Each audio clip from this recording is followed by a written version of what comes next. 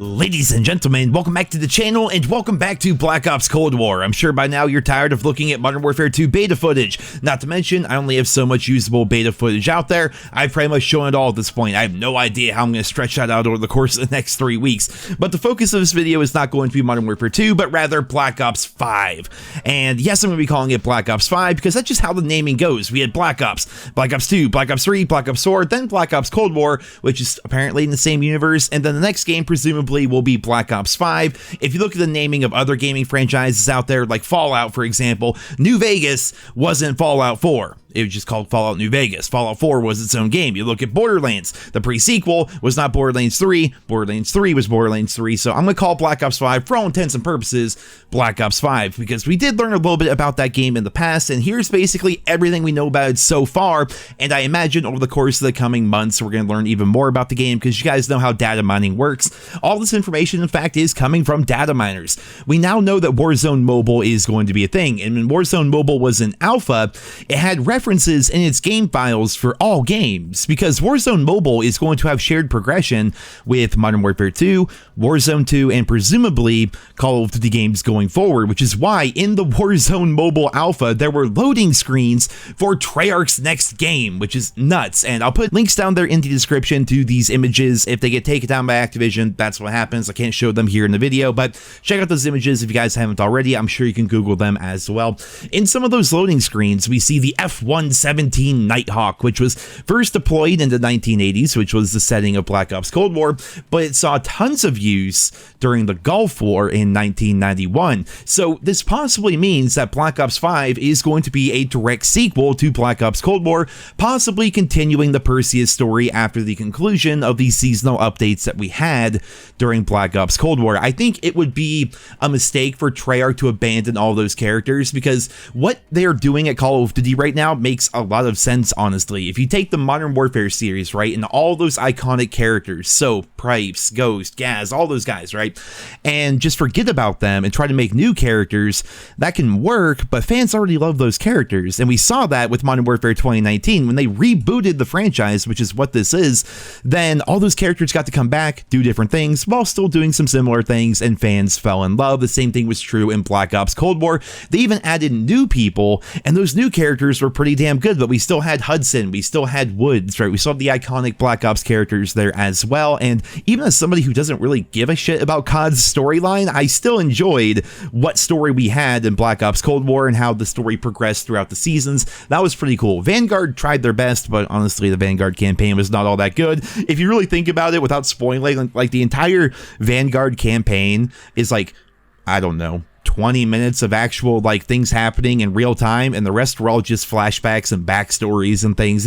I think Vanguard is going to go by the wayside in terms of story, but the Cold War story and the Black Ops universe, that is going to continue on with Black Ops 5. Apparently it's going to be pretty much a direct sequel, going from the mid to late 80s all the way up into the 90s, and that's where we're going to find ourselves based on what we know so far. But aside from that, there is no official information about the game. We do know that Treyarch's Zombies team say they're going to be taking a break, then getting right back to work, and it would be foolish to assume that a new Treyarch game would release in 2024 and not have zombies. So hopefully with all the extra time, they can make zombies even better than it was in Black Ops Cold War, which I thought it was already pretty good. And one note here before we wrap up this little video today is Black Ops 5, whatever Treyarch's releasing in 2024, is going to be the first time in a long ass time that Treyarch has had their own time to make their game.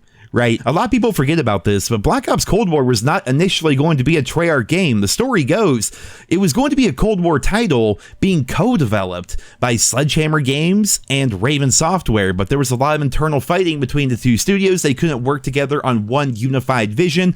Activision had to step in, basically demote Sledgehammer Games out of there. They relegated them to start working on a new game, which eventually became Vanguard, and Treyarch, like 9 months before launch, had to take whatever they had that was put together by Sledgehammer and Raven and come up with Black Ops Cold War. And if I'm being honest, they did a pretty good job considering how much crunch they had to go through. Well, ever since Black Ops Cold War, and I guess they were supporting the game post-launch and supporting it with zombies, and Treyarch, of course, also had to work and do zombies in Vanguard, but God, that was awful. Just, they shouldn't even had it. They shouldn't even have had zombies in Vanguard. It was so bad. They should have just given Treyarch that time off and allowed them to actually work on their own game, for crying out loud.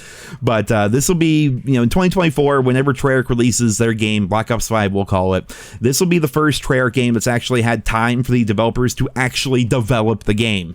So that's pretty interesting, and we've been talking so much on the channel here recently about Modern Warfare 2 and Infinity Ward's inability to listen to the player base and some of the really stupid design decisions they make in terms of like changing up the perk system, dead silence, footsteps, field upgrades, and the mini-map and all that. Well, it's worth remembering that Treyarch doesn't have those problems, which is why people accuse me oftentimes of being a Treyarch fanboy, but in reality, I just take every game as it is, and I judge the game based on the quality of its own merit.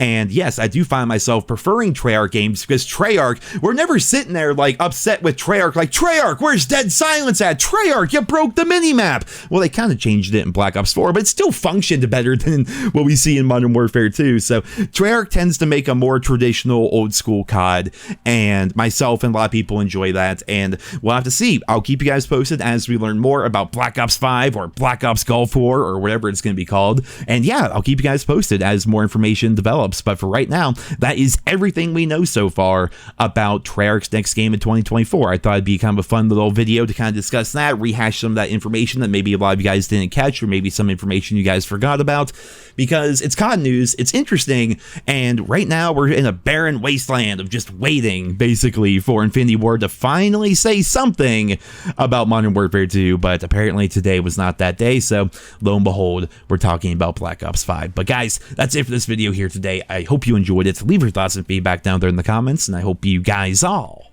have a wonderful day.